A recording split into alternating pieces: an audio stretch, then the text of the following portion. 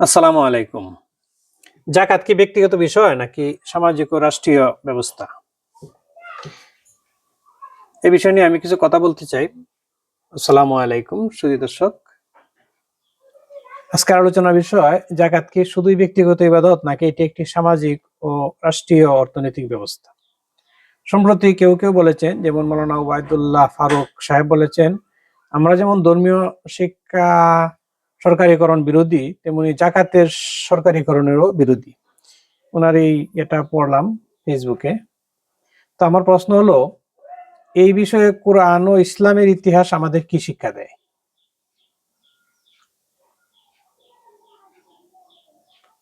কোরআনের দৃষ্টিভঙ্গি হলো, আল্লাহ তাআলা সূরা হজের ৪১ নম্বর আয়াতে বলেন, যাদেরকে আমি পৃথিবীতে ক্ষমতা দান করি তারা সালাত কায়েম করে, জাকাত আদায় করে, সৎ কাজের নির্দেশ দেয় এবং অসৎ কাজ থেকে নিষেধ করে। সূরা হজ ৪১। এটি কিন্তু রাষ্ট্রীয় ৪টা মূল কাজের একটি হচ্ছে জাকাত আদায় করা, ভালো কাজ চালু করা, খারাপ কাজ বন্ধ করা। এগুলি সরকারের অন্যতম কাজ। তাহলে এই আয়াত লক্ষ্য করলে কি দেখি? রাষ্ট্রীয় ক্ষমতা যাদের হাতে থাকবে তাদের দায়িত্বেরই মধ্যে বলা হয়েছে যে সালাত প্রতিষ্ঠা করা, জাকাত আদায় করা, সৎ কাজ প্রতিষ্ঠা করা, অসৎ কাজ প্রতিরোধ করা। অর্থাৎ জাকাত কেবল ব্যক্তিগত দান নয়, এটি একটি সংগঠিত সামাজিক ব্যবস্থা। এটা আমাদেরকে উপলব্ধি করতে হবে। তো জাকাতের নির্ধারিত খাত আছে। কোরআনের জাকাতের খাতও স্পষ্টভাবে নির্দেশ করা হয়েছে, মানে কোথায় আমরা জাকাত দেব। আল্লাহ তাআলা বলেন, জাকাত তো কেবল ফকির, মিসকিন, জাকাত আদায়কারীদের জন্য, যাদের অন্তর আকৃষ্ট করার প্রয়োজন, দাস মুক্তি, ঋণগ্রস্তদের জন্য, আল্লাহর পথে এবং মুসাফিরদের জন্য। সূরা তওবার ৬০ নম্বর আয়াতে ৮টা খাত নির্ধারণ করে দেওয়া হয়েছে। এই আয়াত থেকে বোঝা যায় যে জাকাত শুধু ব্যক্তিগত দান নয়, বরং একটি সুশৃঙ্খল সামাজিক অর্থনৈতিক ব্যবস্থা। এই ৮টি খাতের বাইরে কিন্তু জাকাত দেওয়া যাবে না।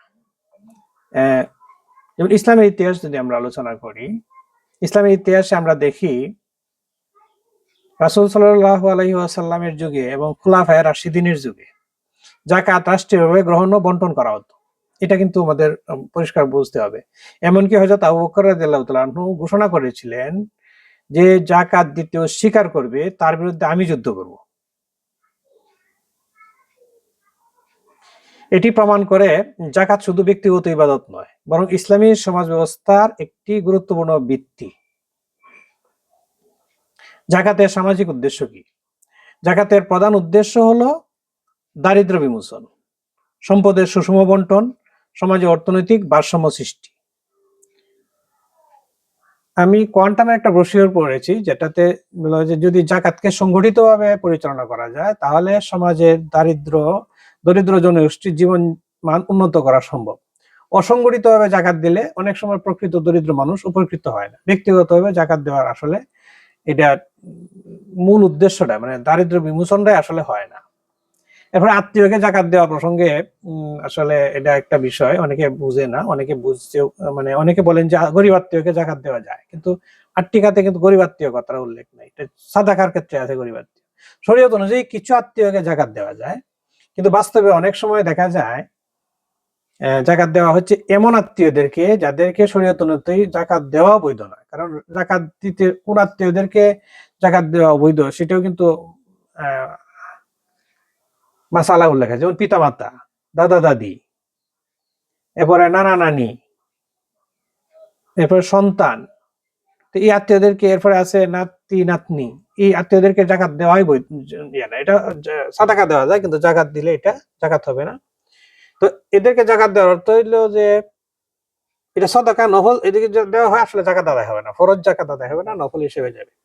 এই জন্য রাষ্ট্রের দায়িত্ব ও সমাজ কি, এই আয়াতে আল্লাহ তাআলা বলেছেন রাষ্ট্রের দায়িত্ব হিসেবে বলেছেন যেটা, যে সৎ কাজ প্রতিষ্ঠা করা। সূরা হজের ৪১ নম্বর আয়াতটা আমরা বারবার চিন্তা করি, অসৎ কাজ প্রতিরোধ করা। কিন্তু বাস্তবে আমরা দেখি বাংলাদেশে দীর্ঘদিন ধরে ধর্মীয় শিক্ষার সরকারিকরণের বিরোধিতা করা হয়েছে। অন্যদিকে সরকারি শিক্ষা ব্যবস্থা, ইসলাম শিক্ষা অনেক জায়গায় সীমিত হয়ে যাচ্ছে। বর্তমানে আমরা দেখছি যে ইসলাম শিক্ষা সপ্তাহে একদিন পড়ানো হয়, মানে এটা ইদানিং দেখলাম যে কোথায় জানি। আচ্ছা, শিক্ষা ও মূল্যবোধ। বাস্তবতা হলো বাংলাদেশের রাষ্ট্র পরিচালনা করে মূলত সরকারি শিক্ষা ব্যবস্থা শিক্ষিত মানুষরাই বেশিরভাগ ক্ষেত্রে। যদি এই বৃহৎ জনগোষ্ঠী যথাযথ ধর্মীয় ও নৈতিক শিক্ষা থেকে বঞ্চিত হয়, তাহলে সমাজে নৈতিক অবক্ষয় বৃদ্ধি পাওয়া অস্বাভাবিক নয়। এখন যে বর্তমানে যে সমস্ত প্রশ্ন উঠছে, আর আমাদের সংবিধানের যে 17 অনুচ্ছেদে কি বলা হয়েছে, রাষ্ট্র শিক্ষাকে একটি সমন্বিত দ্বারা আনার চেষ্টা করবে, একই দ্বারা। কিন্তু বাস্তবে দেশে অসংখ্য মানুষ নিজস্ব উদ্যোগে প্রতিষ্ঠা করেছে মাদ্রাসা, ফুরকানিয়া মাদ্রাসা, আলিয়া মাদ্রাসা, কওমি মাদ্রাসা, মক্তব, হাফিজি মাদ্রাসা, নুরানি মাদ্রাসা, কওমি মাদ্রাসা, আছে সুন্নি মাদ্রাসা, এরপরে আহলে হাদিসের মাদ্রাসা। এই মানুষের ধর্মীয় শিক্ষার চাহিদাই প্রমাণ যে মানুষ আসলে ধর্মীয় শিক্ষাকে প্রাধান্য দিচ্ছে নিজ খরচে, নিজস্ব উদ্যোগে, ব্যক্তিগত উদ্যোগে। তো আমরা যদি সমাজের আমি মূলত জাকাত সামাজিকীকরণ নিয়ে কথা বলতে চাইছিলাম। তো আমি কিছু স্টাডি যা করলাম, জাকাত সামাজিক আপনি সবাই অংশীদার হওয়া দরকার। জাকাতকে এমনভাবে সংগঠিত করতে হবে যাতে সমাজের প্রকৃত দরিদ্র মানুষের কাছে সঠিকভাবে পৌঁছানো যায়। যদি রাষ্ট্র বা সামাজিক প্রতিষ্ঠানসমূহ সুশৃঙ্খলভাবে জাকাত পরিচালনা করে, তাহলে দারিদ্র মানুষের উন্নয়ন সম্ভব, অর্থনৈতিক ভারসাম্য তৈরি হবে, এবারে সামাজিক ন্যায় বিচার প্রতিষ্ঠিত সহজ হবে। এবং আমরা যে বর্তমানে যেটা আছে যে আমাদের দারিদ্র সীমা নিচে নেমে আমরা ইসলামের সামাজিক অর্থনৈতিক ব্যবস্থাকে শক্তিশালী করতে চাইলে আমাদেরকে ওই ব্যক্তি পর্যায়ে জাকাত না দিয়ে রাষ্ট্রীয় পর্যায়ে দিতে হবে।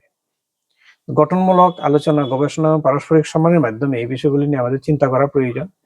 আমি এমফিল পর্যায়ে জাকাত নিয়ে এবং দারিদ্র বিমোচন নিয়ে কিছু থিসিস করতেছি, আপনাদের সাথে এই জন্যই এগুলো শেয়ার করলাম।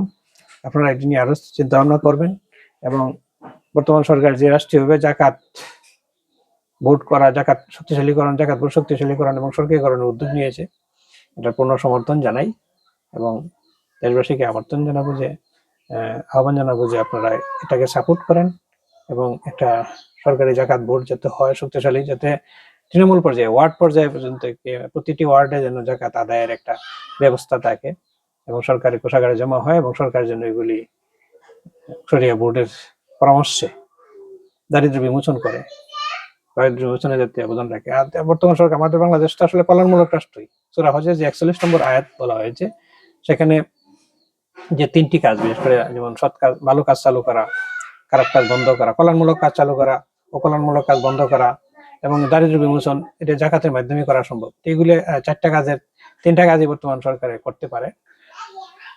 সবাইকে ধন্যবাদ, দেখা হবে পরবর্তী কোনো ভিডিওতে। সে পর্যন্ত ভালো থাকবেন।